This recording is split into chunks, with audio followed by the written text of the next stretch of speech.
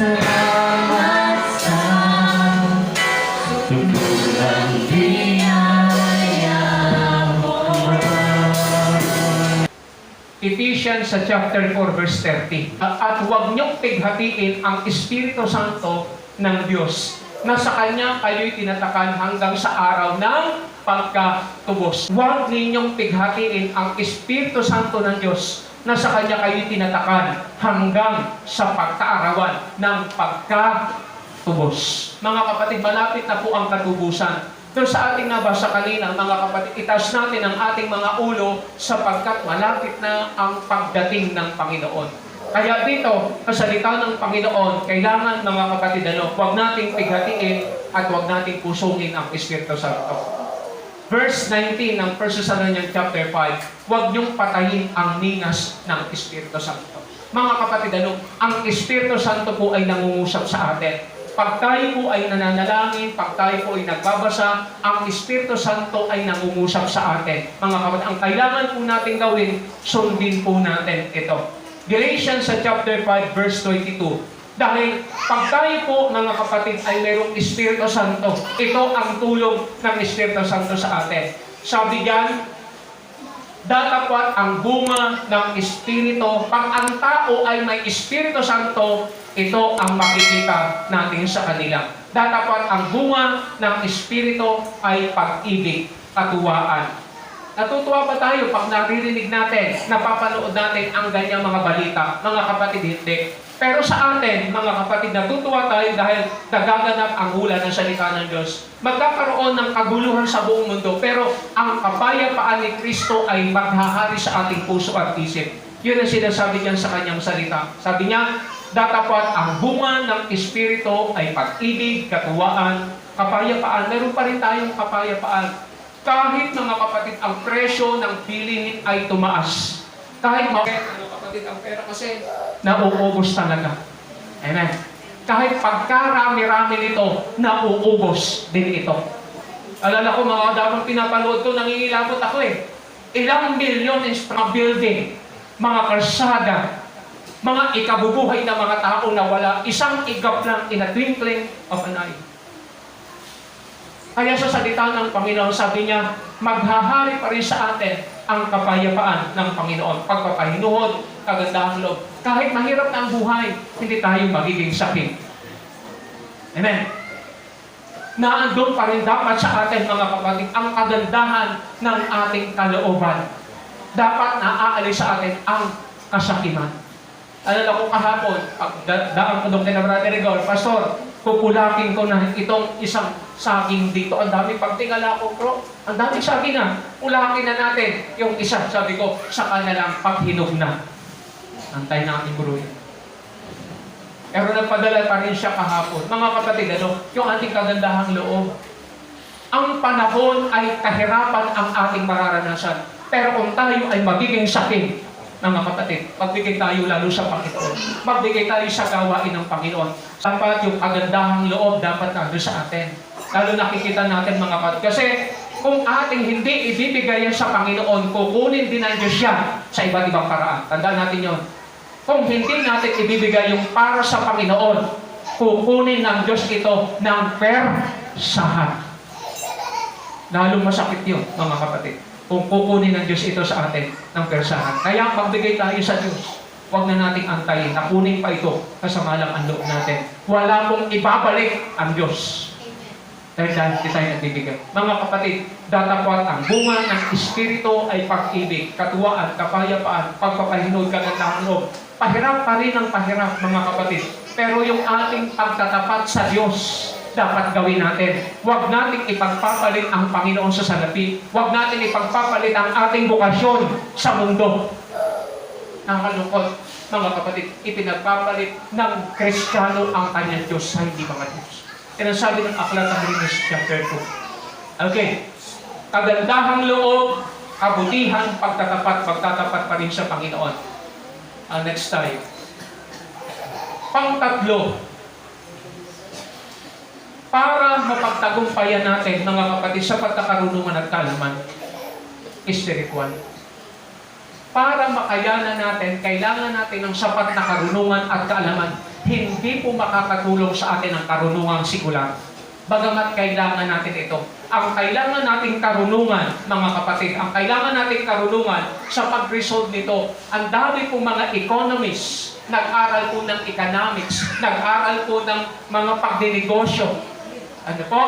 Nag-aral po ng pagbamarket, ng pagtitinda. Mga kapatid, wala pa rin po mangyayari kung ang Diyos ay magpadala ng kalamidad.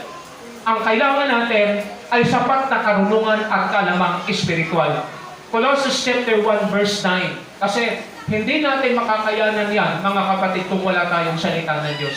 Verse 9. Dahil dito kami naman, mula ng araw na aming marinig ito, ay hindi kami nagsisitigil ng pananalangin at paghingi na patungkol sa inyo upang kayo'y puspusin ng kaalaman ng kanyang kalooban. Kaalaman ng kanyang kalooban. Ang aral ng salita ng Diyos ay hindi kalooban ng preacher, hindi kalooban ng pastor. Ito ay kalooban ng Diyos. Dapat alam po natin yan. Mas marami pang digmaan, mas matitindi, mga kapatid. Marami pang kalamidad ang darating. Yan ay karunungan at kaalamang ipinababatid sa atin ng Panginoon. Sabi diyan, ay hindi kami nagsisitigil ng pananalangin at ang paghingi na patungkol sa inyo. Anong hinihingi? Upang puspusin ng kaalaman ng kanyang karunungan. Sa panahon ngayon, ano ang hihingi natin sa Diyos? Maraming pera? Sige po, magkakapera ka, pero mawawala ka sa Diyos. Ano po? Dahil ang pera, mga kapatid, hindi masama. Pero pag inibig natin ito ng higit sa Diyos, yan ay kasamaan. Mawawala po tayo sa Diyos. Sabi ng aklat ng 1 Timothy sa chapter 6 verse 9, ipinagpapalit nga ang Diyos sa pera. Kaya sa salita ng Diyos, natutuhog yung tao sa maraming kalumbayan at kapahamakan at kamatayan. 1 Timothy chapter 6 verse 9. Sabi niya, upang kayo'y puspusin ng kaalaman ng kanyang kalooban at buong karunungan at pagkaunawa ayon sa Espiritu. Kung tayo ay walang aral ng salita ng Panginoon, mga kapatid, magugulumihan tayo, matatakot tayo, mawawala tayo sa Diyos, gagawa tayo ng ating sariling paraan para ma-resolve natin, mapagtagumpayan natin, malampasan natin ang lahat ng negatibong ating mararanasan. Pero kung tayo po'y may karunungang nagmumula sa Panginoon, magiging safe ang ating kaluluwa, maliligtas at maiingatan po ang ating tig-iisang kaluluwa. Mga kapatid, yan ang sinasabi ng salita ng Diyos. 2 Thessalonians 2 verse 13. Ngunit kami ay nararapat magpasalamat sa Diyos dahil sa inyo, mga kapatid, na minamahal ng Panginoon, sa pagkahirang sa inyo ng Diyos buhat pa ng pasimula sa ikaliligtas. Ito po, mga kapatid, nangyayari sa buong mundo. Ito po ay pagpukaw at pagtawag ng Panginoon sa atin na nakikita natin sa salita ng Diyos. Ang sabi diyan, ngunit kami ay nararapat magpasalamat sa Diyos dahil sa inyo, mga kapatid na minamahal ng Panginoon, sa pagkahirang sa inyo buhat sa pasimula sa ikaliligtas. Hindi tayo tinatawag ng Panginoon para po tayo ay magpayaman, mga kapatid. Bagamat may mga taong papayamanin din ng Panginoon, yung mga taong tapat. Yung mga taong nagagamit na instrumento ng Panginoon, sila po'y pagkakalooban din ng Diyos. Bakit? Nagagamit sila ng Diyos. Pero yung mga taong hindi nagagamit ng Diyos, mga kapatid, ang material nila para lang sa kanila, mga kapatid, hindi po bibigyan ng Diyos yan.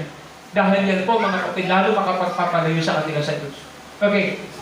Sabi diyan sa kanyang salita, sa pagkahirang sa inyo, buhat sa pasimula, sa ikaliligtas, sa pagpapanal, sa Espiritu at pananampalataya sa katotohanan. Salita lang ng Diyos, mga kapatid, ang ating pundasyon. Salita ng Diyos ang ating asahan, dependihan, at sundin po natin at ipamuhay natin ang salita ng Panginoon. Dahil ito ay puprotekta at magliligtas sa atin sa tiyang nakapahamakan. Kailangan natin ng sapat na karunungang espiritual. Next tayo natin. Makikita natin dyan, sapat na karunungan. Mag-aral tayo ng salita ng Diyos.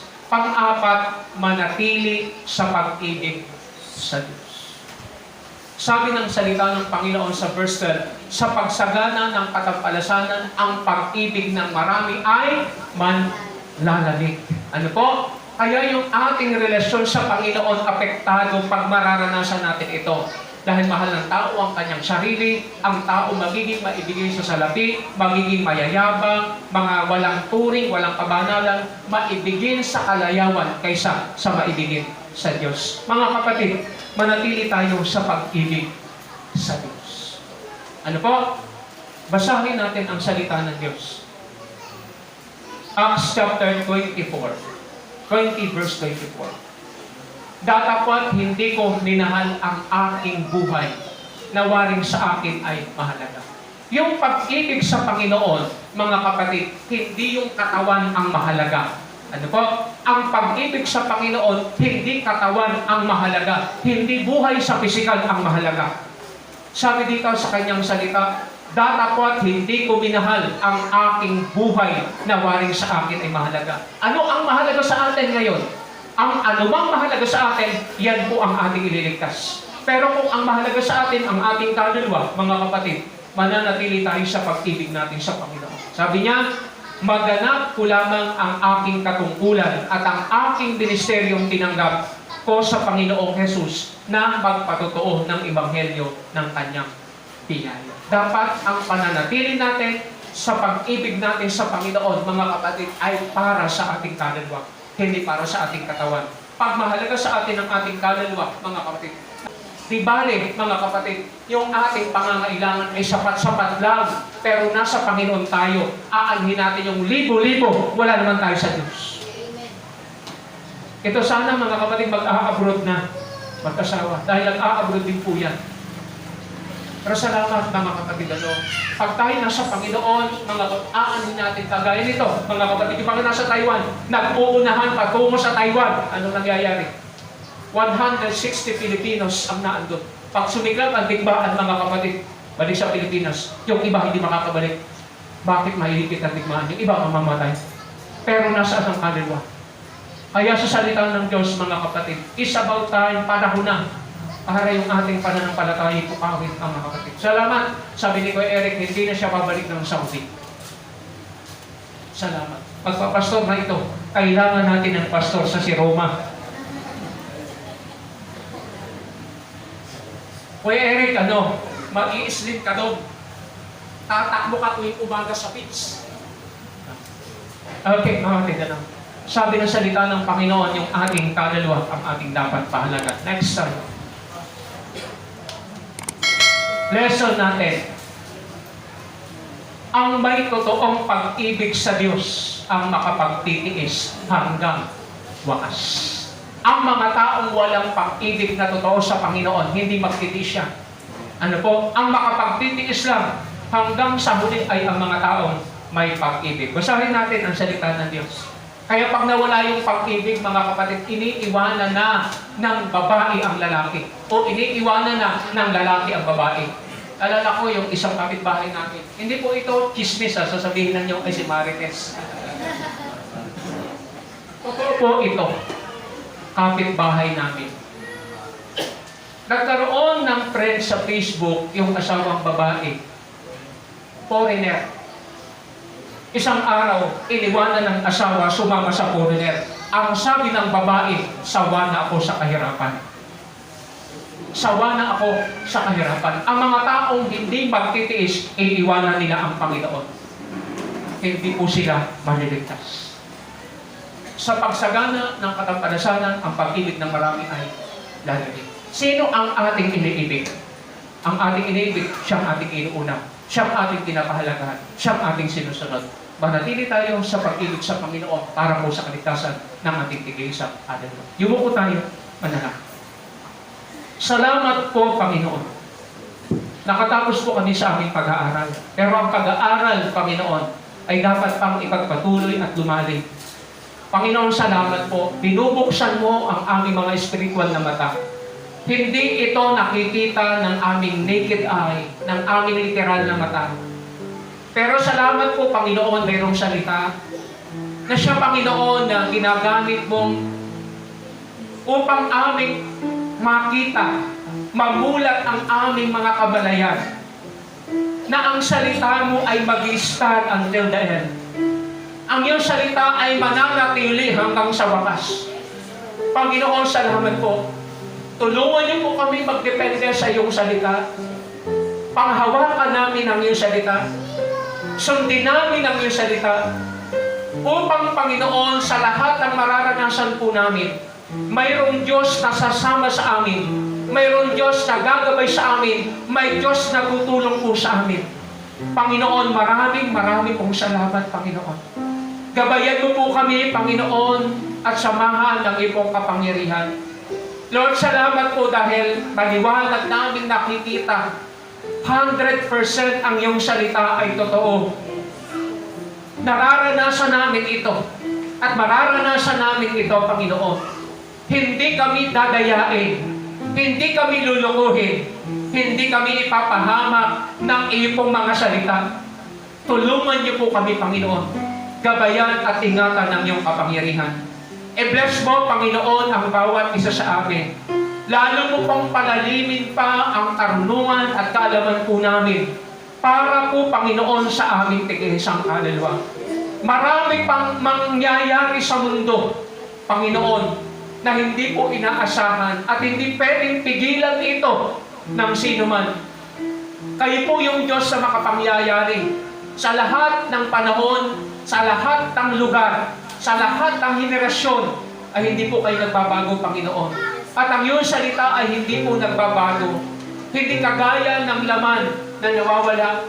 Ang iyong salita, Panginoon, ay mananatili, Panginoon. At ang mga taong nagdidepende dito, ang mga taong sumusunod dito, ang mga taong umaasa dito at nagdidepende dito, Panginoon, maraming pong salamat. Pagpalain niyo po at basbasan ang bawat isa sa amin. Salamat po, Panginoon, sa pagpukaw mo sa aming pong mga kamalayan. Wala pong bagay sa mundo na tiyak na matibay na siya dapat naming pagdependihan, asahan at pagpundasyonan, kundi ikaw po, Panginoon, at ang iyong salita. Tulungan niyo po kami, Panginoon, itong nararanasan namin sa buong mundo ay lalo pang magpatibay ng aming pananampalataya, lalo pang magpatibay ng aming pong pag-ibig, at magpatibay at magpatatag ng aming pong pag-asa sa iyo. Dahil wala pong maaasahan sa salapi, wala pong maaasahan sa mga ipinundar, inipo ng tao, Panginoon, dahil ito ay nawawala sa isa pong kasakunaan. Maging ang aming buhay ay pwede mong kunin, Panginoon, sa pamamagitan ng iyong kapangyarihan. Nagpapasalamat kami sa buhay, kalakasan na mayroon po kami. Hindi mo pa kinukuha ang aming buhay, Panginoon, kundi binibigyan mo kami ng chance at pagkakataon na talagang mapaghandaan namin ang aming pong kaluluwa sa aming pong pagharap sa iyo. Ang aming katawan ay pauwi sa labog, ang aming pong katawan, Panginoon, ay pauwi sa wala, pero ang aming diwa, ang aming kaluluwa ay patungo po sa iyo at dadalhin mo ito kung saan ito nararapat, Panginoon. Tulungan niyo po kami, ang iyong salitang napakinggan namin ay lalo pang pag-penetrate sa aming pong mga kaluluwa. Sa kaibuturan ng aming mga puso, Panginoon, ay maitago namin ang iyong salita upang lumabas ito sa aming pong mga buhay sa pang-araw-araw, na siyang kasangkapan namin, na panglaban namin sa sitwasyon, kalagayan, Panginoon, na aming pwedeng maranasan. Lord, maraming salamat po. Pagpalain niyo po at basbasan ang bawat isa sa amin. Gabayan mo kami, patuloy na samahan at alalayan ng iyong kapangyarihan. Salamat po sa aming mga bisita.